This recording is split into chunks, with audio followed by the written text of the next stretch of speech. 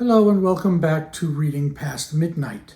I'm your host, Ron Rutstein, and tonight, as I'm filming, it is the day before Halloween. So I thought for the poetry project, I'd pick a few poems to read that are appropriate to the occasion. The Raven by Edgar Allan Poe.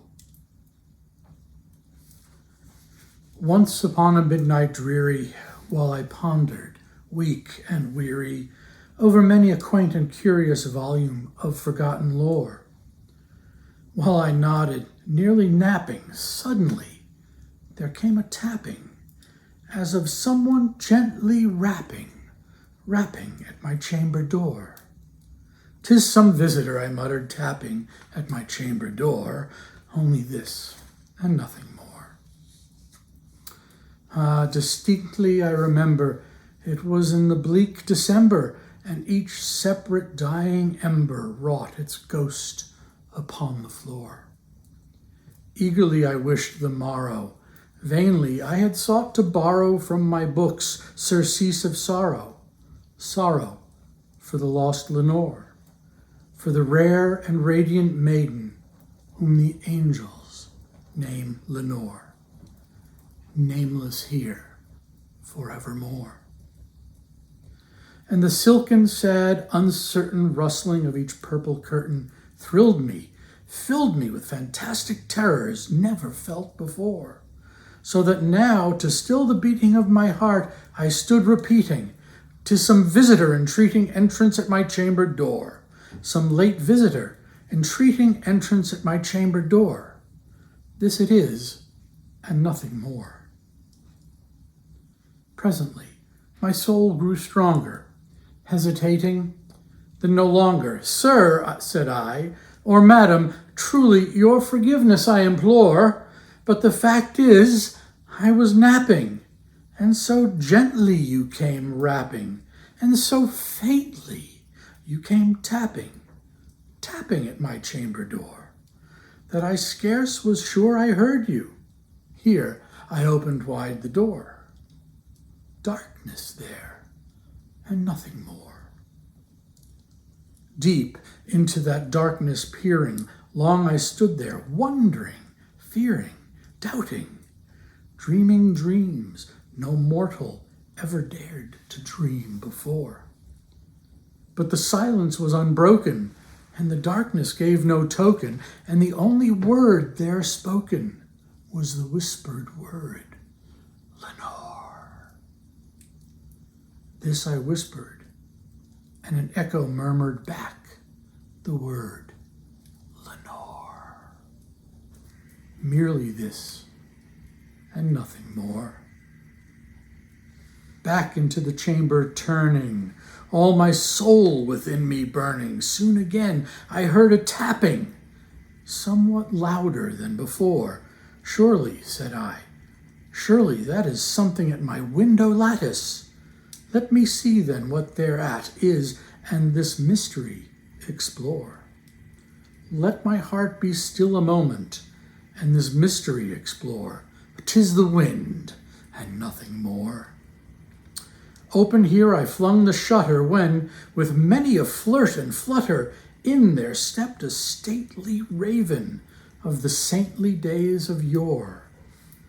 Not the least obeisance made he, not an instant stopped or stayed he, but with mien of lord or lady perched he above my chamber door, perched upon a bust of Pallas just above my chamber door, perched and sat, and nothing more. Then this ebony bird beguiling my sad fancy into smiling, by the grave and stern decorum of the countenance it wore. "Though thy crest be shorn and shaven, thou," I said, "art sure no craven, ghastly, grim, and ancient raven, wandering from the nightly shore? Tell me what thy lordly name is on the night's Plutonian shore." Quoth the raven, "Nevermore." Much I marvelled this ungainly fowl to hear discourse so plainly, though its answer little meaning, little relevancy bore, for we cannot help agreeing that no living human being ever yet was blessed with seeing bird above his chamber door, bird or beast upon the sculptured bust above his chamber door, with such a name as Nevermore. But the raven, sitting lonely on the placid bust, spoke only that one word, as if his soul in that one word he did outpour. Nothing further then he uttered, not a feather then he fluttered, till I scarcely more than muttered, other friends have flown before, on the morrow he will leave me, as my hopes have flown before. Then the bird said, Nevermore.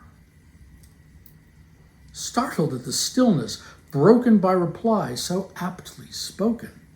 Doubtless, said I, what it utters is its only stock and store, caught from some unhappy master, whom unmerciful disaster followed fast and followed faster, till his songs one burden bore, till the dirges of his hope that melancholy burden bore of never, nevermore. But the raven, still beguiling all my sad soul into smiling. Straight I wheeled a cushioned seat in front of bird and bust and door. Then upon the velvet sinking I betook myself to linking fancy unto fancy, thinking what this ominous bird of yore, what this grim, ungainly, ghastly, gaunt, and ominous bird of yore meant in croaking nevermore. This I sat engaged in guessing, but no syllable expressing to the fowl whose fiery eyes now burned into my bosom's core.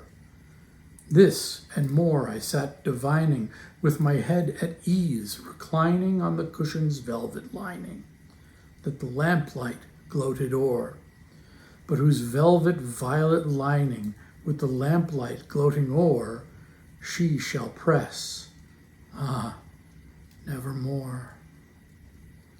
Then methought the air grew denser, perfumed from an unseen censer, swung by angels whose faint footfalls tinkled on the tufted floor. Wretch, I cried, thy God hath lent thee by these angels he had sent thee, respite, respite and nepenthe from thy memories of Lenore.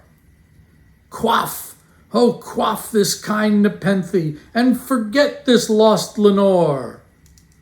Quoth the raven, Nevermore. Prophet, said I, thing of evil, prophet still, if bird or devil, whether tempter sent, or whether tempest tossed thee here ashore, desolate, yet all undaunted on this desert land enchanted, on this home by horror haunted, tell me truly, I implore, is there a balm in Gilead? Tell me, I implore. Quoth the raven, Nevermore. Prophet, said I, thing of evil, prophet still, if bird or devil, by that heaven that bends above us, by that God we both adore, tell this soul with sorrow laden, if within the distant Aidenn it shall clasp a sainted maiden, whom the angels name Lenore, clasp a rare and radiant maiden, whom the angels name Lenore. Quoth the raven, Nevermore. Be that word our sign of parting, bird or fiend? I shrieked, upstarting, get thee back into the tempest and the night's plutonium shore. Leave no black plume as a token of that lie thy soul hath spoken. Leave my loneliness unbroken. Quit the bust above my door. Take thy beak from out my heart, and take thy form from off my door. Quoth the raven, nevermore. And the raven, never flitting, still is sitting on the pallid bust of Pallas, just above my chamber door. And his eyes have the all-seeming of a demon's that is dreaming, and the lamplight o'er him streaming throws his shadow on the floor.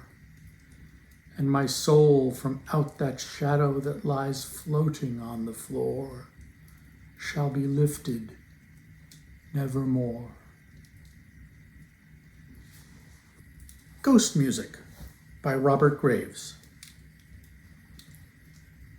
Gloomy and bare the organ loft, bent-backed and blind the organist, from rafters looming shadowy, from the pipes tuneful company, drifted together drowsily, innumerable, formless, dim.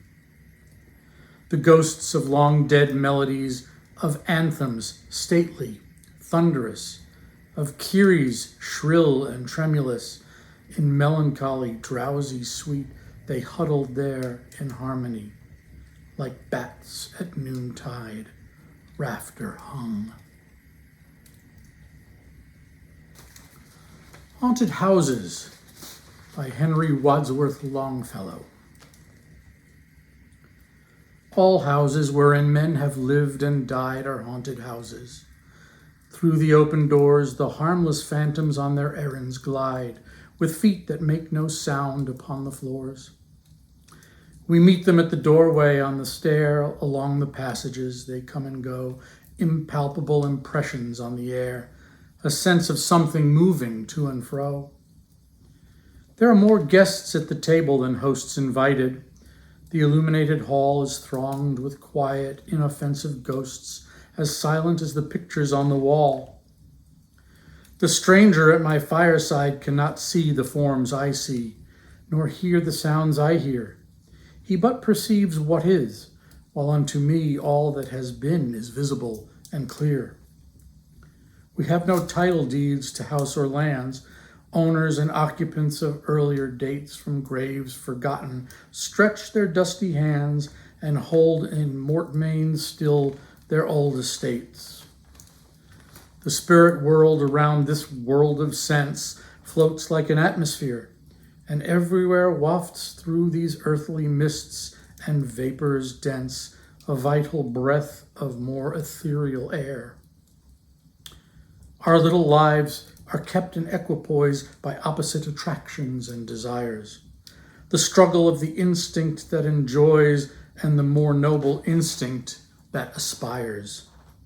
These perturbations, this perpetual jar of earthly wants and aspirations high, come from the influence of an unseen star, an undiscovered planet in our sky. And as the moon from some dark gate of cloud throws o'er the sea a floating bridge of light, across whose trembling planks our fancies crowd into the realm of mystery and night. So from the world of spirits there descends a bridge of light, connecting it with this, o'er whose unsteady floor that sways and bends, wander our thoughts above the dark abyss.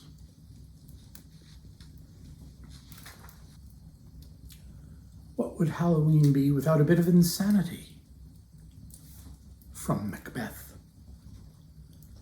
Round about the cauldron go, in the poisoned entrails throw. Toad that under cold stone days and night has 31 sweltered venom sleeping got, boil thou first in the charmed pot. Double, double toil and trouble, fire burn and cauldron bubble. Fillet of a fenny snake in the cauldron boil and bake. Eye of newt and toe of frog, wool of bat and tongue of dog, adder's fork and blind worm's sting, lizard's leg and howlet's wing, for a charm of powerful trouble, like a hell broth boil and bubble. Double, double toil and trouble, fire burn and cauldron bubble. Scale of dragon, tooth of wolf, witch's mummy maw and gulf, of the ravened salt sea shark, root of hemlock digged in the dark, liver of blaspheming Jew, gall of goat, and slips of yew, silvered in the moon's eclipse, nose of Turk and Tartar's lips, finger of birth-strangled babe, ditch-delivered by a drab, make thy gruel thick and slab, and thitherto a tiger's chaldron, for the ingredients of our cauldron. Double, double, toil and trouble, fire burn, and cauldron bubble.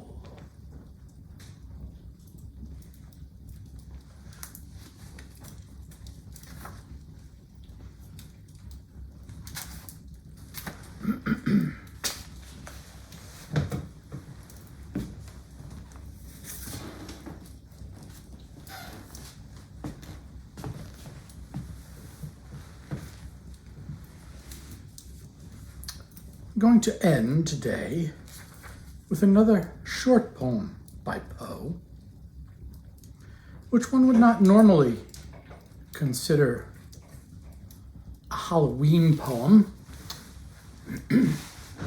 but then one must remember that Helen started a war, sent thousands of Greeks and Trojans to their death, who perhaps now are still wandering the shores of Greece and Turkey.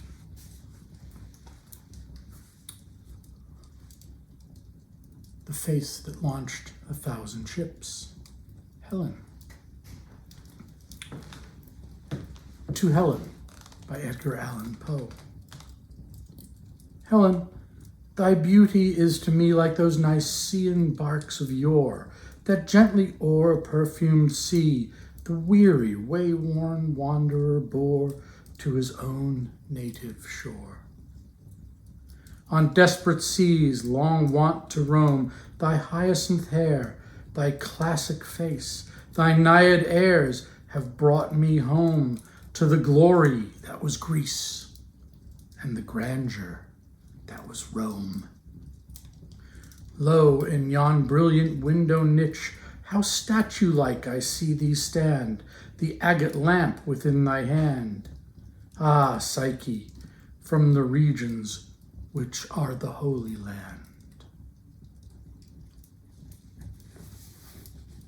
I wish you all a frightening Halloween. If you've enjoyed tonight's reading, please hit the like and subscribe buttons as it helps to support this young and effervescent channel in its growing moments. Good evening.